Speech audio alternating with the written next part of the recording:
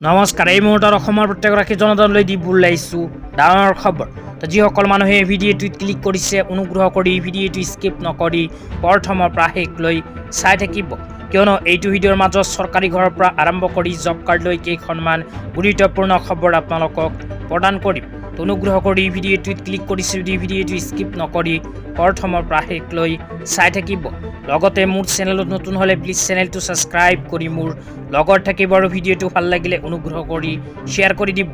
তো বলক ভিডিঅ'টো আৰম্ভ কৰি আজি প্ৰথমটো গুৰুত্বপূৰ্ণ খবৰৰ বিষয়ে বিস্তাৰিত জানি লওঁ। আজি প্ৰথমটো গুৰুত্বপূৰ্ণ খবৰ হ'ল জব কাৰ্ড লৈ। তো যিসকল মানুহৰ নাম জব কাৰ্ডত অন্তৰ্ভুক্ত হৈ আছে সেইসকল মানুহৰ বাবে আহি গ'ল ভাল খবৰ, কিয়নো জব কাৰ্ড লৈ ভাৰত চৰকাৰে নতুনকৈ আৰম্ভ কৰিছে এক বিশেষ আঁচনি। তো যিসকল মানুহৰ জব কাৰ্ড আছে সেইসকল মানুহৰ বাবে আগতে আছিল MGNREGA আঁচনি। তো বৰ্তমানে ভাৰত চৰকাৰে MGNREGA আঁচনিখন সলনি কৰি নতুনকৈ আৰম্ভ কৰিছে VB ৰামজী আঁচনি।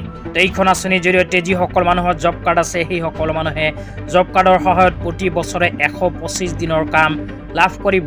আগতে MGNREGA আঁচনিৰ অধীনত 100 দিনৰ কৰ্মসংস্থাপন প্ৰদান কৰিছিল, কিন্তু এই নতুন আঁচনিখন আৰম্ভ হোৱাৰ পৰাই যিসকল মানুহৰ নাম জব কাৰ্ডত অন্তৰ্ভুক্ত হৈ আছে সেইসকলে 125 দিনৰ কৰ্মসংস্থাপন লাভ কৰিব। তেতিয়া আপোনালোকক দিবলৈ ইচ্ছা আজি দ্বিতীয়টো খুবেই গুৰুত্বপূৰ্ণ খবৰ। আজিৰ দ্বিতীয়টো গুৰুত্বপূৰ্ণ খবৰ হ'ল চৰকাৰী ঘৰ লৈ। তো যিসকল মানুহে চৰকাৰী ঘৰ পোৱাৰ বাবে আবেদন কৰিছিল সেইসকল মানুহক ইতিমধ্যে অসম চৰকাৰে চৰকাৰী ঘৰৰ অনুমোদন পত্ৰ প্ৰদান কৰিছে।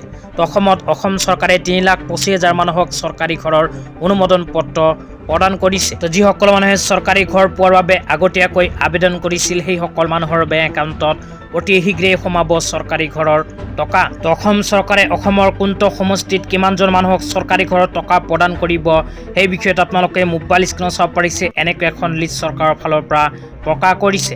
তো ইয়াতে উল্লেখ কৰা অনুযায়ী কোনটো সমষ্টিৰ কিমানজন মানুহে চৰকাৰী ঘৰৰ টকা লাভ কৰিব আপোনালোকক বিতংভাৱে জনাই দিছোঁ, অনুগ্ৰহ কৰি চাই থাকিব।